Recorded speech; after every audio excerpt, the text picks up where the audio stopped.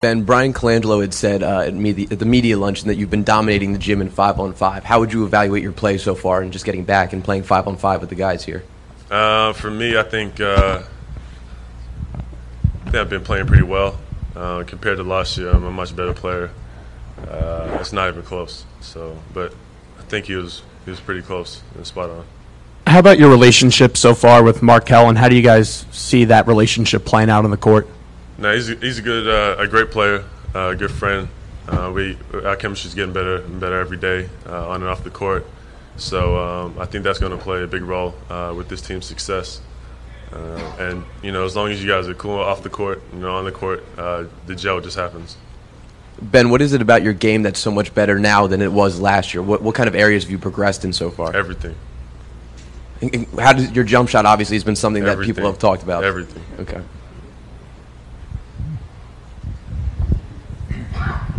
Ben, you've also remarked a lot of times on social media how you've changed mentally, how you don't like your former self. What specifically you were talking about? I never said I didn't like my former self. I just had to grow. That took time, different experiences. Obviously, breaking my foot, had a lot of time to myself to grow as a person, and just really looked at who I wanted to be as a player and as a person. And I had a lot of time off, so I think I've grown on and off the floor. Ben, you said you were 100%. How long have you been 100%, and will there be any restrictions on you? How long have I been 100%? Once they said I could play, I was ready to go. That's when I took it as 100%. Any restrictions this time? No. Ben, what did you learn about yourself when you weren't playing? Like you said, you had to grow. What did you learn about yourself like that you used to do in the past and that you want to do now? There's the potential to be a great leader, and I believe that.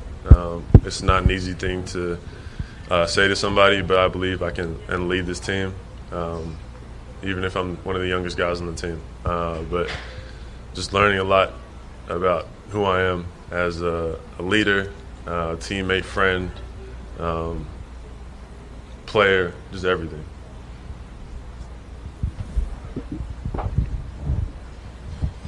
Ben, Brett Brown's referred to you as Usain Bolt due to what you do in practice. Where did that nickname kind of come from?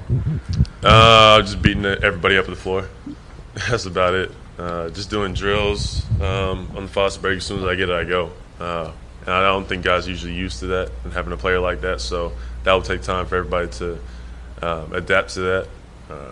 But for me, it's just normal, getting the ball and going. So.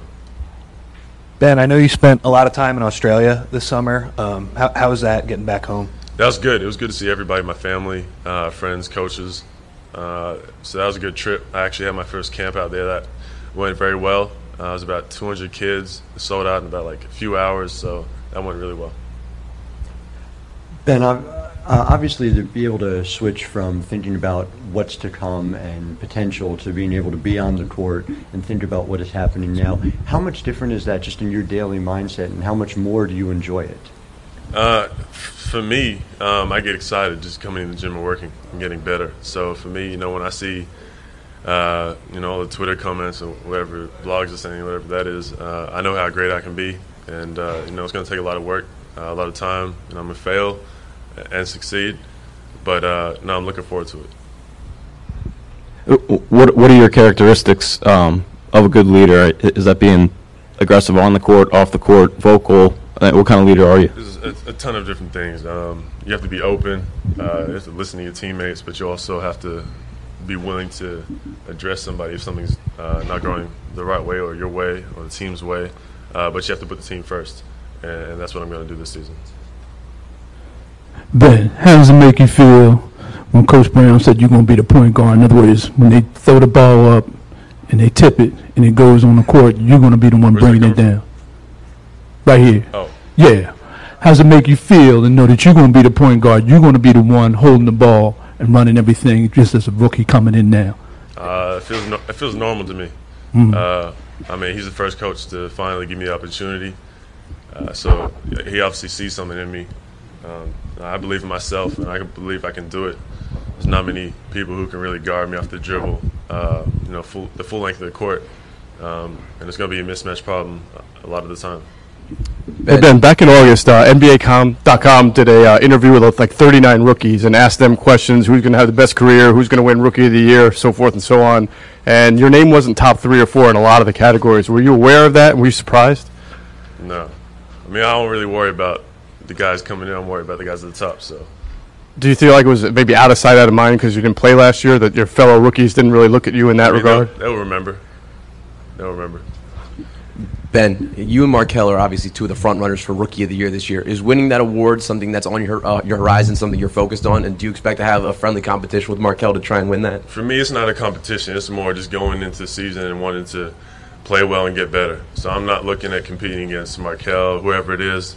But the opposite team, for sure. You know, if I see somebody on the other team that's, you know, trying to lead their team and do better than my team, of course I'm going to go at them. Markelle mentioned that spending the summer here has kind of been like going back to college. Can you talk about what the camaraderie? Pardon me? One more time.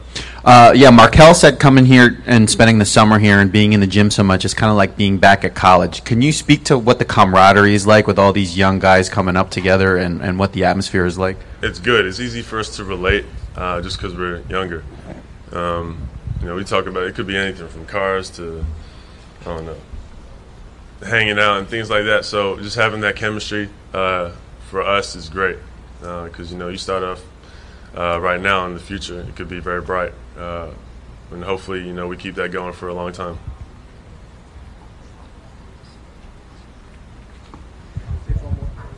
Ben, can you talk about the fact that people probably, you sound very confident and that's great. Can you talk about the fact that people probably are underestimating you because they only saw you 1 year at LSU and they didn't see you particularly in high school? I said, yeah, definitely. I think that happens from social media, you know, the hype and whatever it is. But, you know, if you would have said this a year ago, you guys would have been putting me at the top of the list. So I had a whole year to get better. But I'm fine with that. I came to the States when I was 15. Nobody knew who I was. So I feel like I'm kind of back at that stage, and I got to prove myself again, which is fine. And I'm looking forward to that part. In your face, all over the place. We're online 24/7. 24/7. You're listening to the hottest internet station. Radio Hall of Fame basketball. The first NBA radio for all the fans around the world. Radio Hall of Fame basketball. We talk about NBA. We talk about passion. We are your radio. I wanted to try and bring it back. I hate losing, so trying to get as many points as I could. You know, Ben, it seems like a lot of people when you were coming out of college and even in summer league, everyone just talked about the passing. And it just seems like now it's just going to the rim, like you said. You know, you go there, it's kind of hard to stop you. Yeah, well, I mean, people get caught up in the looks of the passes, and you know, it looks nice, but I mean, at the end of the day, I know how to get to the rim and score and finish. And I feel like I open up a lot of doors for other players for them to score too. Can you take us through your point of view playing alongside Markelle? It's fun. It's scary though. You know, once he has the ball, I don't know what he's going to do. So I try and just create space and you know, cut for him, get open. But he can, you know, do it himself. He can really get to the rim, score, and can find his teammates. Seemed like y'all were going at each other the first quarter. Oh yeah, first quarter we had to get a little warm. That was his quarter for sure, but the fourth was mine. Did you say anything to him, like when you got the spin move on him, you got by him, but they called a foul? No. We were just having fun. Ben, you feel like you're just hitting the tip of the iceberg of what you and J.J. Redick can do together? Oh, definitely. We're not even close to where we could be. It's exciting, though. I'm learning a lot from him. You know, it could be simple things, just the way he comes off the pick, where he wants the ball. But, you know, once the season comes, I think we'll be pretty good. How long does it take for that to adjust? You know what I mean? Because there's a new guy, you know, into your system. He's a whole new player, so you got to learn his whole game, where he wants the ball. Obviously, he's not as athletic as, you know, a lot of the other guys where they can jump and catch it. So you just got to put it in the right spot for him. I know there's probably going to be a lot for you to learn throughout the season, but physically, I mean, how ready do you think your body feels for, you know, regular season? Do you feel like you're pretty much? Oh yeah, I'm ready to go. Definitely, yep. Ben, you had one point where you drove into the lane and finished with your left hand when you usually go up with your right. Is that something you worked on over the summer? Was you going up with your natural hand? Yeah, a little bit. It was just easy to put in with my left. In your face, all over the place. We're online 24/7. 24/7. You're listening to the hottest internet station. Mecca of the college basketball world, the Palestra, where the Sixers just concluded their blue and white scrimmage in front of a very loud crowd. You can still hear some of the people staying for some autographs. Great turnout today and a great game, a really good showing from the Sixers as a whole as we sort of try and see what to expect from the group. They're placed at 42.5 wins by Vegas, which is a high line, and it seems like some of the guys are ready to sort of go after that target and try and make the playoffs. Ben Simmons was one of those guys today that really just looked phenomenal. Started out slow, but then just really took over at the end of the game. His passing, his ball handling, really able to get to the rim at ease today. Finishing with both hands, too, which is a very positive sign. Predominantly a right-hand finisher while he was at LSU. Took some attacks to the rim today and finished with his left hand. And really just sort of looked like that baby LeBron, that all sort of NBA player that this Sixers team wants to build around. J.J. Redick got involved, too, hitting threes as well. And Ben Simmons talked about how they're just sort of hitting the tip of the iceberg as to what the two of them can do together and really have some damage for these opposing NBA defenses. One player who's a bit of a concern today was Markelle Fultz, who seems to be continuing to tinker with his jump shot. Not only was his jump shot form different, but his free throw form was as well. Had a weird stutter on his way up as he went to shoot it, and on the way down too as he's shooting his jumpers. Continues to have this weird hitch. Did not shoot the ball well today, and when asked about it afterwards, Brett Brown said that this is not where they want his jumper, this is not where they're comfortable with it, and they're hoping that he can get back to where he was prior to this summer, where he clearly went off and did some things that are just not to his advantage.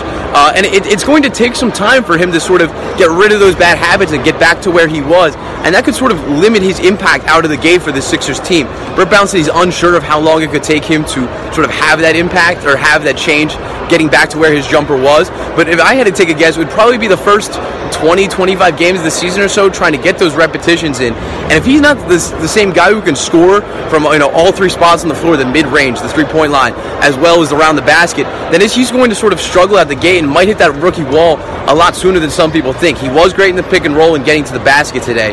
But everything else in terms of his jump shot was a little bit concerning and something that's certainly worth monitoring going forward. Otherwise, everyone else looked really good. Furkan Korkmaz stepped up in a way that people did not expect. Hit multiple threes today, did well driving the ball. He could be a guy that's fighting for some real playing time coming out of this preseason campaign and heading into the regular season. Jahlil Okafor looks like he's in fantastic shape. Got up and down the floor really well. Could be a good contributor off the bench this year if he continues to sort of stay healthy, keep continuing to progress towards getting back in game shape. Looking at where the Sixers line is at 42.5 wins, I think that there's a chance that they could come close to that if Ben Simmons produces like he can, if J.J. Redick is the proven three-point shooter that we know he can be, and if Markelle Fultz can get his jumper back on track, they could certainly hit that target. For NJ Advanced Media, I'm Jake Pavorsky. In your face, all over the place. We're online 24/7. 24/7. You're listening to the hottest internet station.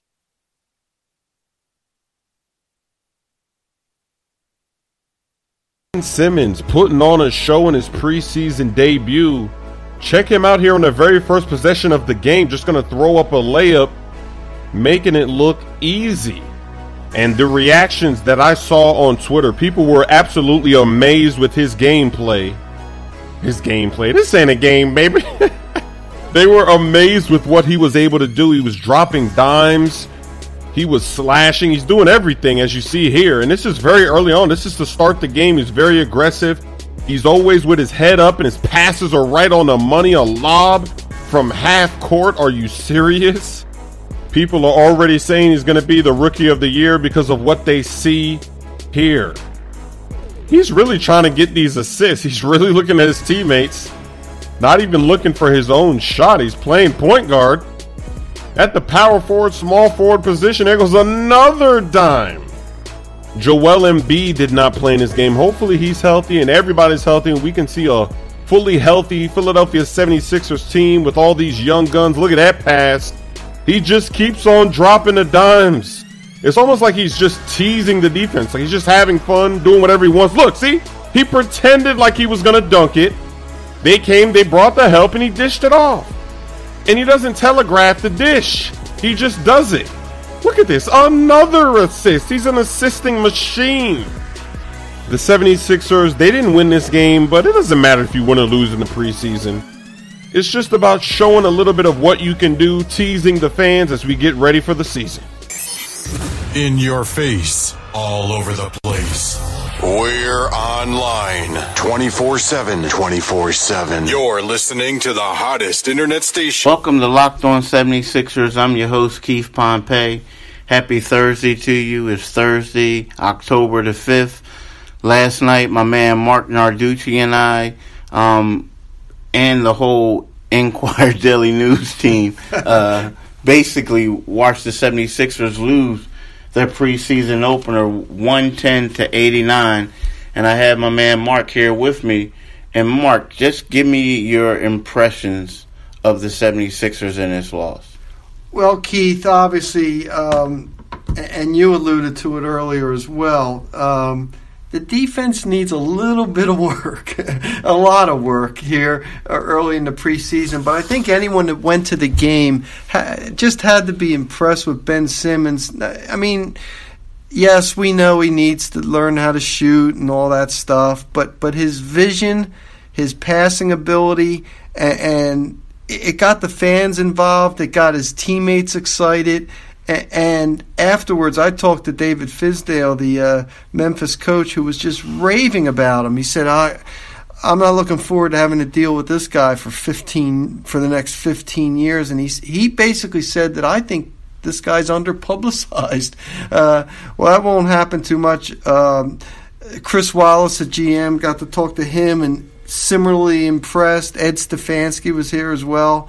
And they all just said, wow, the Sixers really have a gem in him. Now, you know, he shot 2 for 8. We know about his shot. We know it needs a lot of work. But if you're going to take anything out of the first preseason game, it was Ben Simmons made his mark here.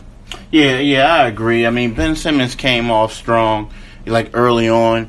Like their first 6 baskets, he had 2 points. I mean, he scored 2 of them, and he assisted on the other 4.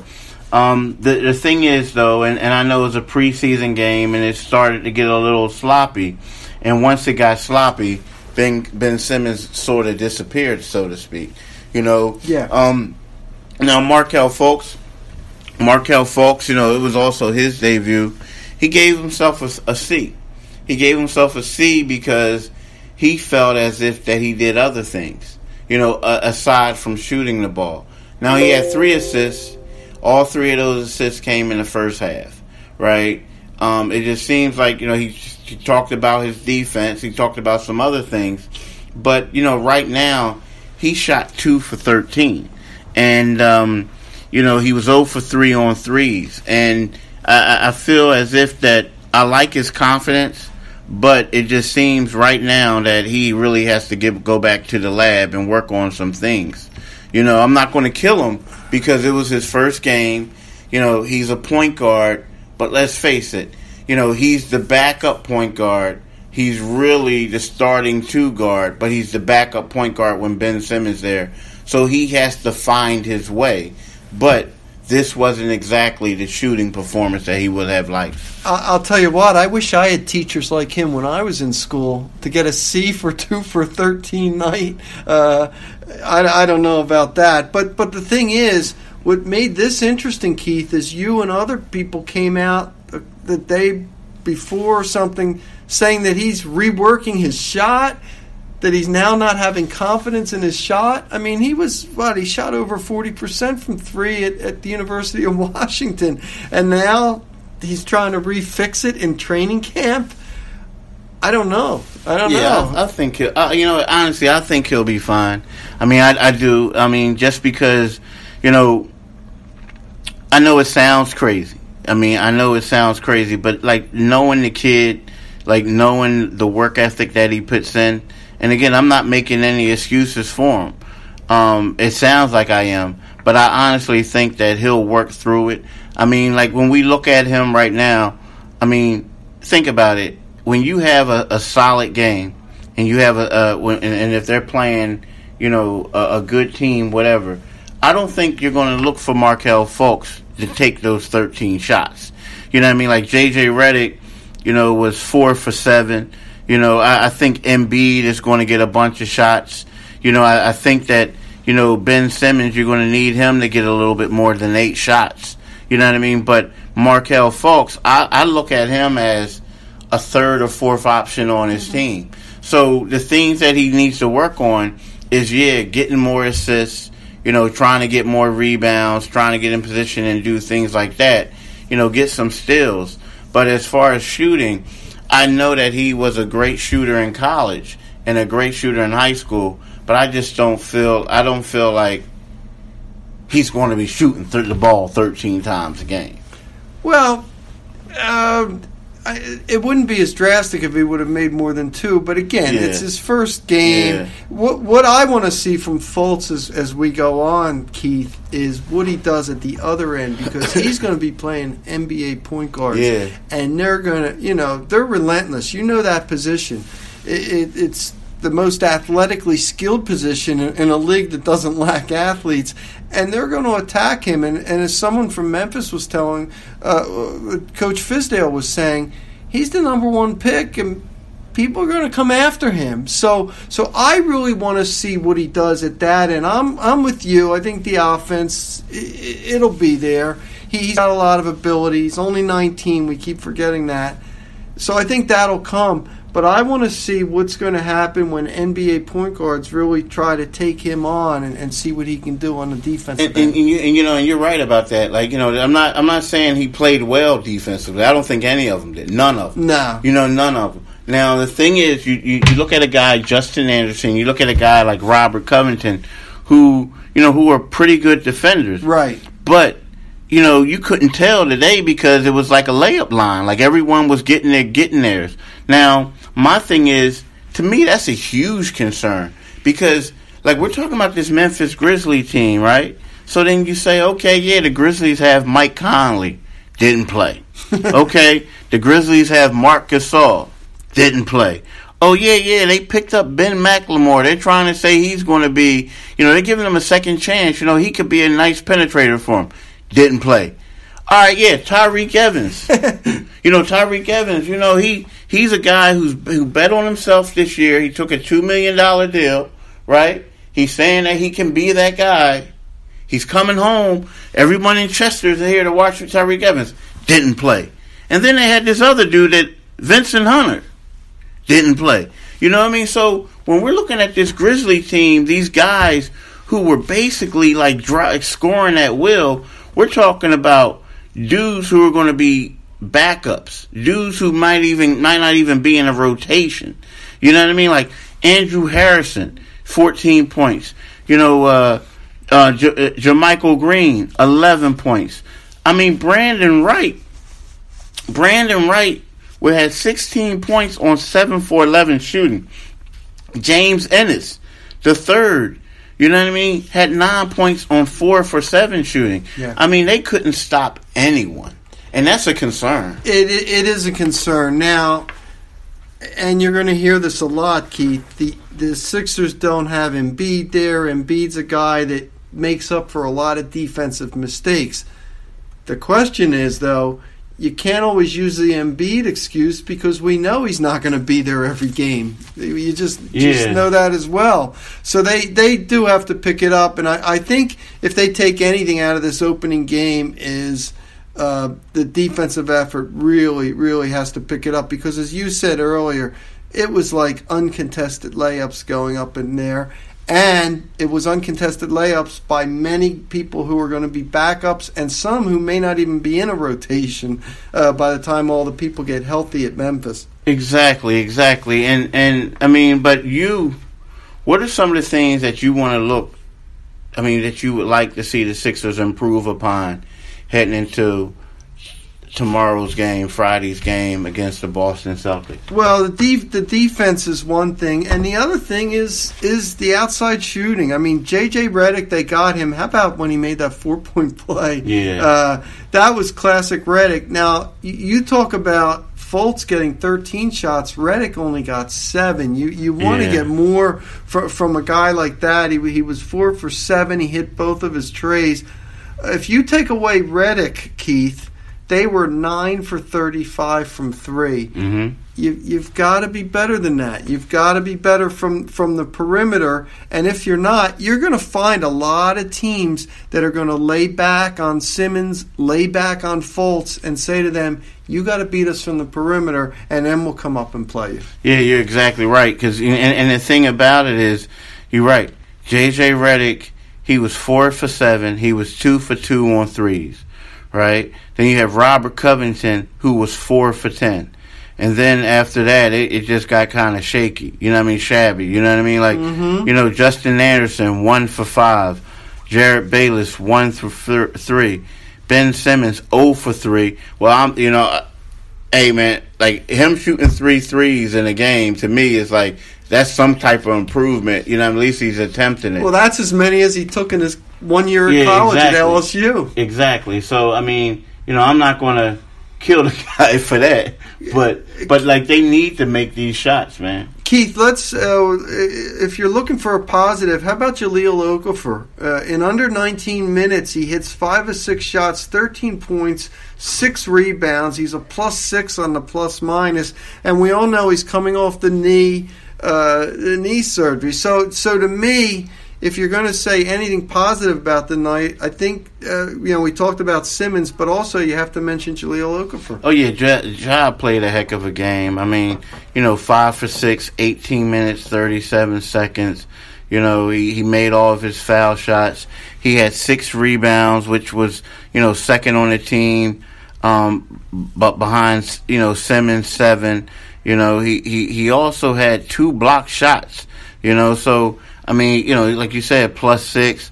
I mean, he played a heck of a game. I mean, the thing about him is, he's a guy right now that you look at and you say, you know what? And I mentioned this before earlier in the week, but you say to yourself, like, if he doesn't get traded, if there's a team out there that doesn't want him, but the way he played tonight, somebody's going to take him. But if a team doesn't want him, I think he'll fit in nicely here in the particular role that he has now. As a come off the bench, you know what I mean? Do what you got to do. Light it up. Right, and he's also backing up a guy who you don't know how many games Embiid's going to play. Yeah. So I firmly believe now that the Sixers would still trade him, Keith, but I believe it's got to be for the right. They're not going to trade him for 2 number 2s or something like that. It's got to be for the right, a high one or a good player or something like that, or they're going to keep him, in my opinion. Yeah. You're right. You're absolutely right. I mean, they're going to keep him, but it's going to be, it's going to be. It's going to be tough for them to get rid of him. Well, one thing, he lost the weight, he became a vegan, and he is moving up and down the floor. Now, you see him every day in practice too, but he's moving up and down the floor, I think, a lot better. He talked about it after the game, that he's feeling better. He thought his knee felt good, and he thought it was a very good first step, and I don't think anyone's going to disagree with that. Yeah, you're right. But look, man, I want to thank you for joining me in this week's podcast or today's podcast. I'm getting all messed up. Sorry about this. But I want to thank you for joining me, and I want in your face, all over the place. We're online 24/7. 24/7. You're listening to the hottest internet station. Radio Hall of Fame Basketball. The first NBA radio for all the fans around the world. Radio Hall of Fame Basketball. We talk about NBA. We talk about passion. We are your radio.